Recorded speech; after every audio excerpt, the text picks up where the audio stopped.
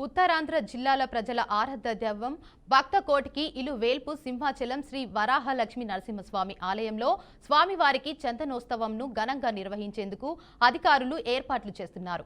గత అనుభవాలను దృష్టిలో ఉంచుకొని భారీ ఎత్తున ఏర్పాట్లు చేశారు. సామాన్య భక్తులు సజావుగా దర్శనం చేసుకోవడమే లక్ష్యంగా ఈసారి ఏర్పాట్లు ఉంటున్నట్లు జిల్లా కలెక్టర్ డాక్టర్ ఎంఎన్ హరీందర ప్రసాద్తోనూ మా విశాఖ ప్రతినిధి T P Naidu face to face.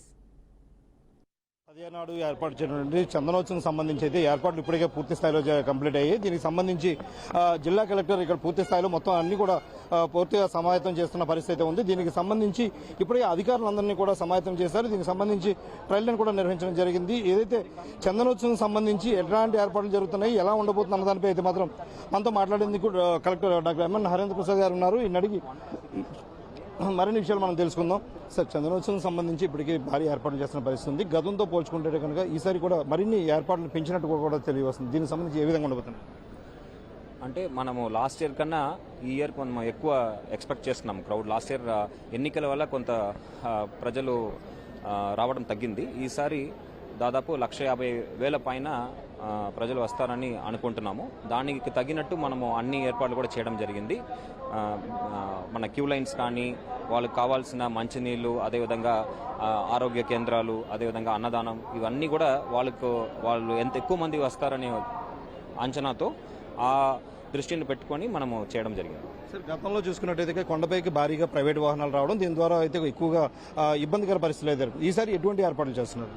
మనం వాహనాలకు అన్నిటికీ కూడా ఎక్సెప్ట్ సర్వీస్ వెహికల్స్, ఈ అన్నదానానికి వచ్చే వెహికల్స్, అదేవిధంగా ఎసెన్షియల్ సర్వీసెస్, ఎలక్ట్రిసిటీ కానీ, ట్రాన్స్పోర్ట్ కానీ, వాళ్ళ వరకే అధికారులకు పాసులు ఇవ్వడం జరిగింది. ఇంతే కాకుండా ఓన్లీ 150 పాసెస్, 150 పాసులు మాత్రమే మనం జారీ చేయడం జరుగుతుంది. దీని తప్ప మిగతా ప్రైవేట్ వెహికల్స్ అన్ని కూడా కింద పార్కింగ్ ఏర్పాటు చేయడం జరిగింది. వాళ్ళందరూ కూడా ప్రభుత్వం ఏర్పాటు చేసిన బస్సు సౌకర్యాల ద్వారా వాళ్ళు పైకి రావాల్సి ఉంటుంది. అంటే గతంలో చూసుకున్నట్టయితే కనుక కొన్ని ఎక్కువగా టికెట్లు దుర్వినియోగం జరిగాయి, లేదంటే టికెట్లు ఎక్కువ అవడం, దానికి టైం ప్రకారం రాకపోవడం వల్ల దర్శనాలు కూడా ఇబ్బంది అయిన పరిస్థితి. ఈసారి ఇటువంటి ఏర్పాటు చేశారు. ఈసారి మనం టికెట్ ప్రింటింగ్ అన్ని కూడా ప్రభుత్వ ప్రెస్ ద్వారానే మనం చేపట్టడం జరిగింది. లోకల్గా ప్రింట్ చేయలేదు. అదేవిధంగా ప్రతి టికెట్లో కూడా QR కోడ్ ఉంటుంది, అదేవిధంగా హోలోగ్రామ్ ఉంటుంది. ఆ QR కోడ్ ఒకసారి స్కాన్ అవుతుంది. దాన్ని డూప్లికేట్ చేయడానికి కూడా ఆస్కారం లేదు.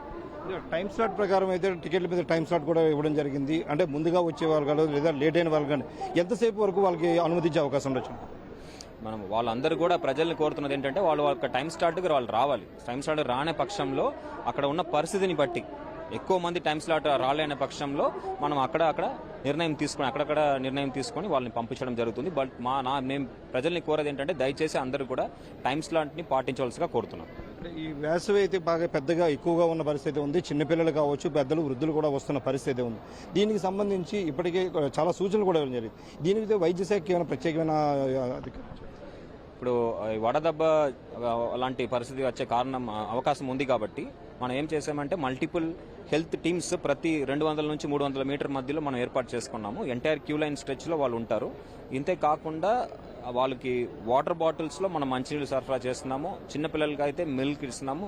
అందరికీ బిస్కెట్ ప్యాకెట్స్ కూడా ఒకటి మనము సరఫరా చేయడం జరుగుతుంది.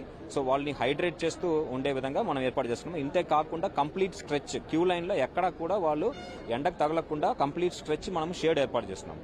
కాబట్టి అలాంటి పరిస్థితి రాకుండా మనం ముందస్తు చర్యలు తీసుకున్నాం. సార్, గతంలో అయితే క్యూ లైన్లో కొంతమేర ఇబ్బందికర పరిస్థితులు ఏర్పడి మధ్యలో కూడా ఎస్కేప్ అవడానికి కూడా అవకాశం లేని పరిస్థితులు ఏర్పడ్డాయి. అటువంటి దానికి సంబంధించి ఎగ్జిట్ గేట్స్ పెట్టాము. అన్ని చోట్ల చూస్తే మీరు రెడ్ కలర్ లో ఉంటుంది. ఏదైనా ఎమర్జెన్సీ ఎవాక్యువేషన్ కావాలంటే రెడ్ కలర్ గేట్ తీసి మనం ఎగ్జిట్ లో తీసుకొచ్చే విధంగా అన్ని చోట్ల ఎగ్జిట్ పాయింట్స్ మనం ఏర్పాటు చేసుకున్నాం. ముందస్తుగా దాన్ని మార్క్ చేసి కూడా మనము అక్కడ కూడా స్ట్రెచ్చర్స్ మనం పెట్టుకుంటాము. ఎవరైనా షిఫ్ట్ చేయాలంటే అలా షిఫ్ట్ చేయడానికి అవకాశం. Thank you.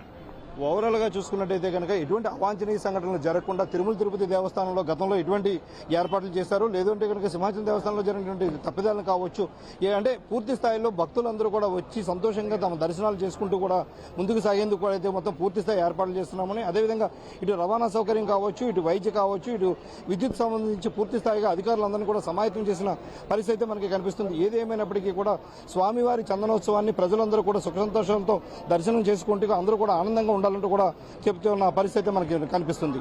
కెమెరా పర్సన్ మురళితో DP Naidu, BRK news, Visakha.